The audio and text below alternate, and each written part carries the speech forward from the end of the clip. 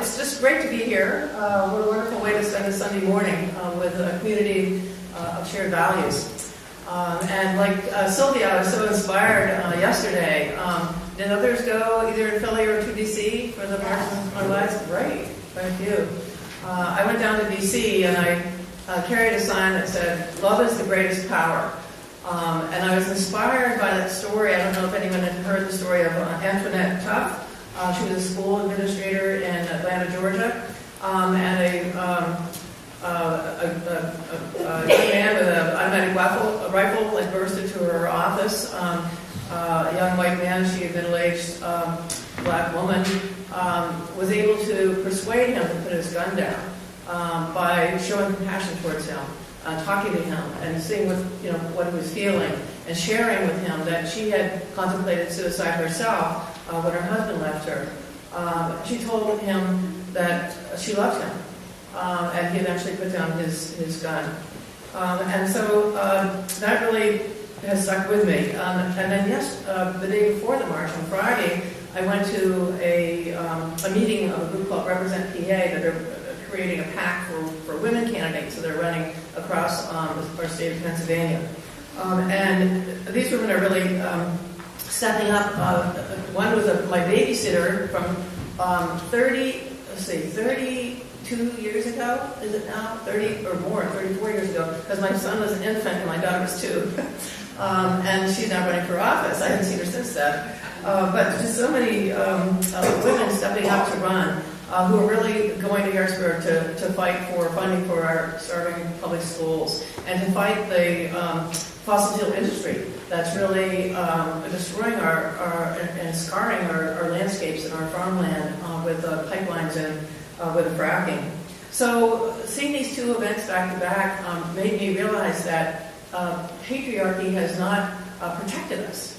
That was probably the only justification for patriarchy, that they were going to take care of the women and children, right? But that hasn't happened, and now we see that the women and children are stepping up and leading us towards a more compassionate and loving world. And the good men are cheering us on, so it takes everyone. So I ran the White Dog for 26 years. I did sell it 8 or 9 years ago, and now I'm a full-time activist, I'm happy to say. I got to the point where I couldn't do what I wanted to do and still keep running this restaurant for so long. So I sold it. But during those years that I ran the White Dog, I lived above the shop. And I had a sign in my closet that I would see each morning when I got dressed that said, "Good morning, beautiful business." And it was a reminder to me of just how beautiful business can be when it's a vehicle for serving our communities. It was a time in the morning when I think about my own business and how the farmers were out in the fields picking organic fruits and vegetables to bring into town, and the farm animals out in fresh air and sunshine. I think of my goat herder, Dougie, who says that when she kissed her goat's ears, it made the cheese better. So I think that's true. So for me, business is about relationships. Money is simply a tool. Business is about relationships with everybody that we buy from and sell to and work with, and it's about our relationship with Earth itself. My business was the way that I expressed my love of life, and that's what made it my business a thing of beauty. So living above the shop really helped me to make decisions from the heart. When we live and work in the same place, we're more likely to see those affected by our decisions. There's a short distance between the business decision maker and the person affected by it, whether it's our customers, our neighbors, our employees, our places, our natural environment. Unlike corporate CEOs who never really see the impact of their decisions. Business schools tend to tell students to leave your values at home. So it's sort of like follow the golden rule when you're at home, but when you get to work, gold rules. Decisions are made on the basis of profit. For me, making decisions in the best interest of the common good came naturally when I lived and when I saw every day those affected my decisions. So I'll tell you some of those stories. There's so many of them, but one is about my relationship with nature. There was a drought in Philadelphia in the 90s, in the late 90s, and I went up to a place I like to hike in the Poconos and saw how the drought was affecting the woods. That the leaves, the top of the trees were beginning to fall, even though it was in August, and The ferns on Fern Hill were all dried up and like brown tissue paper on the floor of the forest. And it was like, the creek was dried up, only dust on the rocks. And as I walked along, there was just an eerie silence. You could just hear the crackling of the leaves on the sticks, and not even the birds were singing. The fear of fire was in the air. I just felt it. And all of a sudden it just dawned on me that this is climate change, that parts of the world are going to suffer from droughts and fires, and other parts storms and floods. And so I just went over to a big tree and became a tree hugger. And literally put my arms around the tree, pressed my face against the bark, and promised that I would go back to Philadelphia and figure out how to sign up for renewable energy. I knew about renewable energy. That Pennsylvania and California were the first to be deregulated, but I hadn't yet been moved to sign up. And so I did, and the White Dog became the first business in Pennsylvania to buy 100% of our electricity from renewable sources. But that came about because of my relationship with the natural world. It was a decision that I didn't figure out in my head. It came from my heart. Another important decision I made while at the White Dog was staying small. We tend to measure our success as business people, how much money we have, how big we've gotten. In fact, we do that as citizens as well. How much material goods do we have? And so I was often encouraged to start another White Dog, or start a chain of White Dogs, or to go to New York and have one there, or whatever. But I decided to stay small. And I realized that if I were to travel and have restaurants in different places, that I would lose what was most important to my own happiness, and that was the authenticity of the relationships I felt, with my customers and my employees, that I wouldn't be able to keep up if I were to have a chain. So instead of starting another White Dog in someone else's community, I started a Black Cat in my own next door. Anyone here ever been to the Black Cat back in the days? Oh my God, I've got all these Black Cat customers. Anyway, it was a place where I could specialize in selling handmade things from our community as well as fair trade. And this got me thinking about reimagining growth, that these chains that go into other people's communities are like invasive species that compete with the indigenous species, with the indigenous businesses, and put them under. And so then I thought, well, then how does nature grow? What's the positive way? We all have to grow in different ways. Our businesses have to grow. And I realized that nature grows deeper in place. Nature grows deeper in place to become more diverse and therefore more resilient, more creative, more adaptive to the needs of the ecological community. And that's just how we can grow our businesses. We don't have to grow like change. We can grow deeper in our community. And so that's what I tried to do at the White Dog.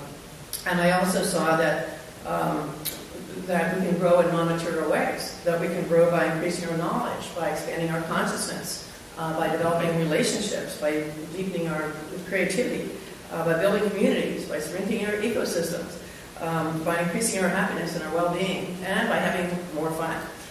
So in these many ways, I created programs at the White Dog, table talks and storytellings and community tours and trips. And anyone here ever been on one of those special events or table talks and so on? Sylvia knows that. She's an activist in Central America, and I started my tours by going to Nicaragua, and I think that's when we probably met, Sylvia. And someone here tonight was asking me about our Cuba trip, because he knows someone that went on our trip to Cuba. So these were all ways that we expanded consciousness and deepened our knowledge and developed our relationships and so on. And I did this after the White Dog had reached a sustainable size financially. So really, education became a product of the White Dog, along with food and service. Probably the most thing that we were known for at the White Dog was buying from local farmers. And that was something I prided myself on, and we spent a lot of time finding local farmers, first buying organic fruits and vegetables, and then chicken and eggs, goat cheese, and so on. And I heard about the horrors of the industrial food system and how these mother pigs were kept in cages where they couldn't take a step forward or backward or turn around for their entire lives. They were artificially inseminated, the babies taken away prematurely, artificially inseminated again as though they were pieces of machinery in a factory. So I was horrified by this and realized that the pork I was buying from my restaurant was probably coming from the system, because unless you know otherwise, that's where pork in this country comes from, and increasingly in other countries that are patterning themselves after us. So I just walked into the kitchen and said, we have to take pork off the menu, you know, the pork chops, the bacon, the ham, until we can find a sustainable and humane source for pork. So it didn't take too long. Everybody in the kitchen thought I was a little bit crazy, but it didn't take long before one of our farmers who was bringing us free-range chickens and eggs told us about an Amish farmer out in Lancaster County. We started buying pigs, and eventually two whole pigs a week. The chef learned to find dishes to use up all the meat in the whole body of the pig. And this is much better for the farmer to buy the whole animal and more respectful to the animal. So, then I found out about the plating of the beef, of the cow, how beef are herbivores, or cows are herbivores. They're supposed to be out in the pasture eating clover and grasses and whatnot. And yet we had taken them off, and the dairy cows sometimes never go out of the barn. They're just continually hooked to milking machines, and they do become machines as well. Anyway, I was able to find farmers, local farmers who could supply all these things to the white dog. And I finally got to the point where I looked at my menu and thought, gee, we finally done it. We succeeded in having a menu that's all farmers who treat their animals with dignity and kindness. And then I had a transformational moment, which really changed my life, because I began to see and ask myself, well, if you really do care about those pigs and those cows and those chickens, if you really care about the small farmers that are being driven out of business, if you care about the environment that's being polluted by the concentration of manure in these factory farms, if you care about the consumers who are eating meat that's full of antibiotics and hormones, then rather than keeping this as your market niche, your competitive advantage, what you alone are known for, you'll share your supply list with your competitors. And that was a transformational time for me, where I really moved from me to we, where instead of just looking to see that I had a network of farmers supplying me, I began to look at the whole system. How can we supply our community with fresh food from our farmers? That there's no such thing as one sustainable restaurant. We can only be part of a sustainable system, and that we have to work in cooperation with our competitors and others to build those cooperative and sustainable systems. So, up until that point, I had thought, well, it's good enough just to have good practices within your business. No, it's not. We have to work in community if we want to survive in the end. So I asked my farmer, who was bringing us in 2 pigs a week, would you like to expand your business? And he said, yes. And I said, well, what's keeping you back? And he said he needed $30,000 to buy a refrigerated truck so that he could bring enough meat to deliver to other restaurants in town. So I loaned him the $30,000, and he bought the truck. And then I started an organization called Fair Food. And the partial amount of collection tonight will go towards Fair Food, and I thank you all for that. And Fair Food, the first job, this was in 2017, years ago.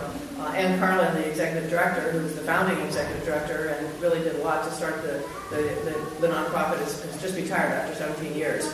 But her first job was to take the list of the white dog farmers and title it Fair Food, not white dog, and go around to the other restaurants in town and teach them how to buy from farmers. Okay, here's all the farmers, here are the products that come from here, here's the phone numbers and emails and so on. And so that's how we got started. So this is really, I think, crucial, this whole idea of moving from a mentality of me to a mentality of we. So another really important lesson I had, and I really have learned so much from Indigenous people. I lived with Eskimos for a year when I graduated from college. I was a VISTA volunteer in Eskimo Village, and just witnessing a culture that was based on sharing and cooperating really changed my life. And I feel that I would not have made that decision to share with my competitors if I hadn't lived in Chiapas or in Alaska. There was just too much going against that. But the next lesson I learned from Indigenous people was in Chiapas, Mexico, and the Zapatistas had their uprising when NAFTA went into effect, January 1st, 1994. So I went down there to find out more about why this is going on. And we established a sister restaurant down there. A lot of our trips to different countries were based on our international sister restaurant model of first establishing a sister restaurant with a relationship with a restaurant in a particular country that the United States was having issues with, Vietnam, Cuba, Soviet Union, and so on. And Chiapas, I was interested in our support of the Mexican government, which was repressing the indigenous people. So from the Zapatistas, I learned about something I hadn't really thought about before, and that's local self-reliance.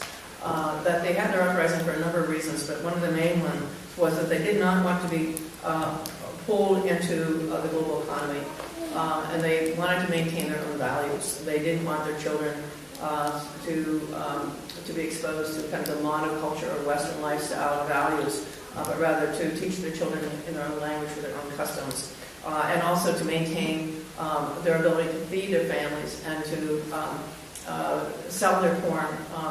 Of course, NAFTA kind of destroyed the indigenous corn industry, and that's what they predicted when they had their revolution on the day that NAFTA went into effect. But they wanted to be able to grow food to feed their families, to be able to grow their corn to sell in the domestic marketplace, and not be sucked into the global economy. And being there with them made me understand that our farmers were also being driven out of business by corporate globalization. And so I saw this as really a global problem, that our communities around the world were becoming dependent on large corporations to deliver our food, deliver our energy, our clothing, our building supplies, that we were no longer self-reliant, and that this was key to our survival in a world facing a climate change. That buying local from local farmers and manufacturers and so on not only cuts down the carbons of the long-distance shipping routes, but it also prepares our communities by producing basic needs locally for what's to come. And we don't know exactly what will come, but we know the weather is going to get increasingly worse, that transportation will be increasingly difficult. So the more we can grow our own food, make our own clothes, make our own household supplies, the better off we'll be. So the other thing about local self-reliance is that it also creates the foundation for world peace. That our economic system, the publicly traded stock market, multinational corporations are mandated for continuous growth. So that means they continually find new markets, continually find more natural resources, and this is causing more and more damage to the earth. So it also ends up that we need to defend, our government feels it needs to defend our corporations' access to these things, access to natural resources and cheap labor and new markets. So I think it was Thomas Friedman that said that we can't have McDonald's without McDonnell Douglas. That the two go hand in hand. That our armies support our corporations, and so by creating self-reliant local economies where we have our own access to food and water and energy, that there's so much less to fight over. That most wars are over oil or over land for farming, over water increasingly. And so if we build local self-reliance, not only is it more joyful to have these relationships, to know the butcher, the baker, the chemist maker in your own community, not only does this bring greater happiness, a greater chance for survival in hard times, but it also lays the groundwork for peace, for world peace. So when I sold the White Dog, as I said, I lived upstairs, so I still owned the real estate there, but all of a sudden I realized that I was kind of isolated, that when I had moved there in my 20s, and then all of a sudden I was in my 60s, and everyone had gotten a lot younger. And I didn't feel like I really had a community where I was living at the White Dog, because I was in the middle of a college campus. So I decided I was coming here to join you all in Center City. So I only moved 10 blocks from 34th to 24th. So I live on the corner of Fiddler Square now. And so I love it here. And I love my little house, and I love being able to walk every everywhere. I would have walked here except I had carried books, so, but normally I would just walk here. I was lamenting to a friend of mine and saying, like, I just feel so powerless now. With the white dog, I could do all these different things, but now I'm just one person. And my friend said, Judy, you've always only been one person. So I thought, yeah, that's true. So the first thing I did was I heard that Bill McKibben was encouraging people to come to D.C. to protest the Keystone pipeline to facilitate convenience. So I joined him and was arrested there, and then went to Standing Rock and served Thanksgiving dinner to the water protectors in 2016. And then since then have become involved with pipeline battles here. And I feel that's one of the most crucial things to be aware of. And to me, this is like kind of a larger scale challenge that's happening that's very much related to climate change, but it's between the fossil fuel industry and renewable energy. And the fossil fuel industry is doing everything they can to perpetuate our dependence on fossil fuels. And so it's very important that we stop that. And Pennsylvania is I think it's the second largest polluter in the country, and certainly a huge producer. I mean, we have a history of this. First oil well was in Pennsylvania in 1823. And before that, back in the 1700s, we discovered coal and started mining coal and so on. So Pennsylvania legislature has been controlled unduly by the fossil fuel industry for hundreds of years. And we need to turn this around now. We want to continue to be an energy leader. We're not ashamed of our coal miners or the oil was discovered here. It's something to be proud of at that time. But now we need to be leaders in renewable energy, and we need to lead our state to become a leader in renewable energy and to ban fracking and ban these pipelines that are coming through our communities. Natural gas is not our friend. When I moved into my house here, I had natural gas, and that's, we all sort of think that, and we've been taught that natural gas is kind of the good fossil fuel. But it's not true. I mean, on Maudane Street, right near me, 3 row houses in a row that blew up from the natural gas leak. Thank God no one was hurt. But the houses, I went over there, it was just amazing. There were just no walls. You could just see, it was horrible. Thank God no one was hurt. But it's dangerous. I had to evacuate my house from a gas leak. So anyway, after seeing movies about fracking and going on a tour up to Demick to see in person the destruction of the fracking industry on the communities up there, I made a commitment that I would no longer use natural gas, that I didn't want to be complicit in this. So I went about figuring out how I could transition off of gas, and so I switched my, and I must say that this is not a cheap thing to do, but luckily I was receiving payments from the sale of the white dog, and this is what I chose to use it for. So I got rid of my gas furnace and put in an electric one. Same with my water heater. Have a heat pump on my roof, which is a very efficient way to heat. The thing that I was not looking forward to at all was cooking on an electric stove. I don't know if people agree with me. They are so much better to cook on gas because you have more control. But luckily, I heard about something that I didn't even know existed called induction stovetop. And induction works with magnets. So when you cook, the magnets go around under the glass top, and they make the iron in your pot spin around to the point where the pot heats. So the stove doesn't heat, and there's no flame, but the pot heats. And this is the most efficient way to cook. And you have the most control. I mean, even with a gas, you have 15 buttons, that you can push for different degrees of heat, and you can boil a pot of water so fast. It's really quite amazing. The downside is that if you have a lot of beautiful copper pans, it's not going to work. Cast iron, it works beautifully, and stainless steel that has a high iron content. So I had to get a few new pans, but luckily I had a lot of cast iron.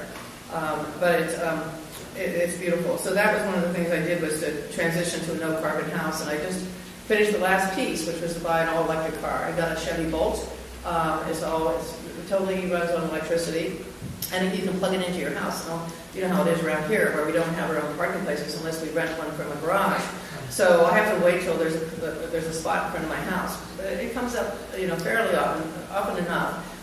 And so once I get my car parked in front of my house, I put an extension cord out my second floor window, plug it into a regular outlet, down across the sidewalk, down the tree, and into the cord for my bulb. Charge it up. And I just, it takes a couple days to charge it that way. But the wire, you don't even, there's no danger that someone can walk under it very easily. It's just a regular extension cord up high. Eventually I'm going to have to figure out something. But more and more there's EV stations. So there's a lot now in Philadelphia. Every day I find a new one.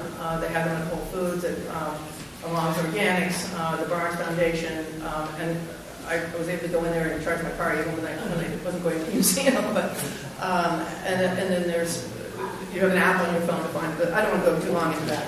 But anyway, I was excited about my Bolt. I love it. And it goes fast. Like people think electric cars go slow like golf courses or something. I already have a speeding ticket, so. So my main project right now that kind of underlies my vision for building a strong local economy is something called the Circle of Aunts and Uncles.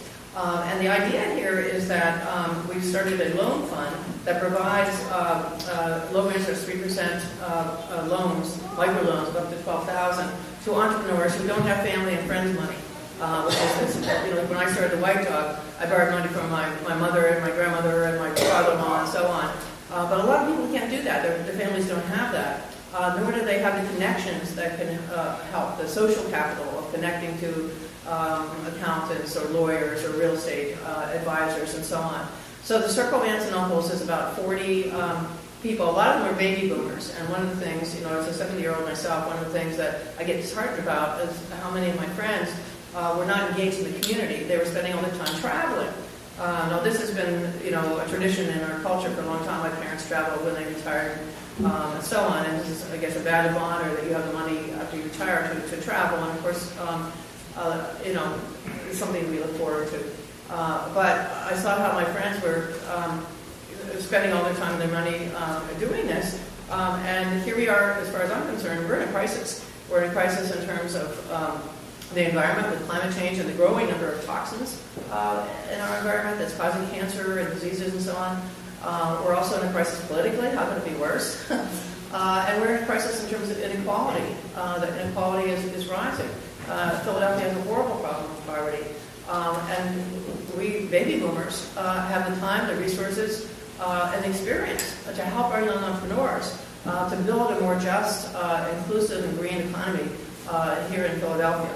So that's been the purpose of the Aunts and Uncles, and we make these loans up to $12,000. We've now loaned over $100,000 to 12 entrepreneurs. We have a butcher, a baker, and 3 ice cream makers. A woman butcher. Most of our entrepreneurs are either women or entrepreneurs of color, although we don't exclude young white men. So it's a mix.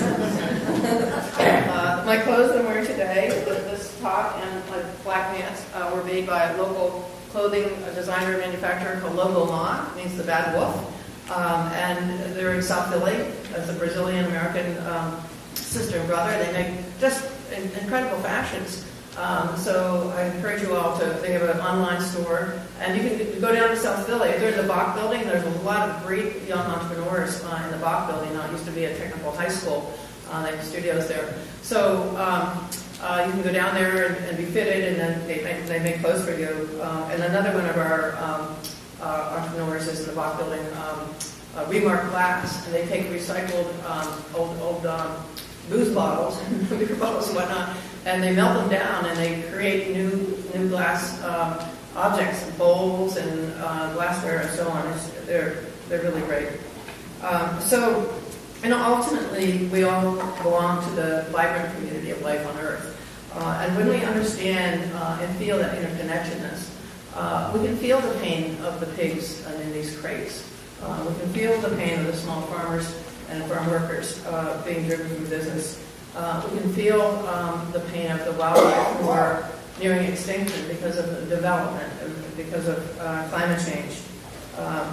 And we can feel the suffering of our neighbors and friends who have diseases that are caused by our environment. So I believe that the transformation of our economy from one that's life-destroying to one that's life-giving really depends with awakening our hearts, the heart of the entrepreneur, the investor, and us as consumers. to really think about how our business decisions affecting others. When we buy coffee, is it fair trade? Are the workers who pick those coffee beans going to make a living from the coffee that you're drinking, or are they basically enslaved because you're not paying enough for your coffee? You're not making sure that it's fair trade and organic. And I could go on with different decisions that we make each day that really ultimately either add to a peace economy or a war economy. Our dollars being ultimately creating the world we want to live in, that's fair and just and sustainable or not. When I made that decision to share my supply list with my competitors, I was at first afraid. I was afraid that my sales would go down, that my profits would go down, that I might even go out of business. And I didn't make that decision because I figured it out in my head. I felt it in my heart. It was because I love the pigs. And that's what gave me the courage to overcome my fear. So when we love our places and take responsibility for them, when we love Philadelphia and our neighborhoods, and when we open our hearts and lead with love, we can build a just and sustainable and joyful economy. And if we are going to succeed in leading a viable future for our children and for the children of all species, it will be because mankind has evolved to take our rightful place in the web of life, not as exploiters, but as lovers. Yeah. Thank you very much.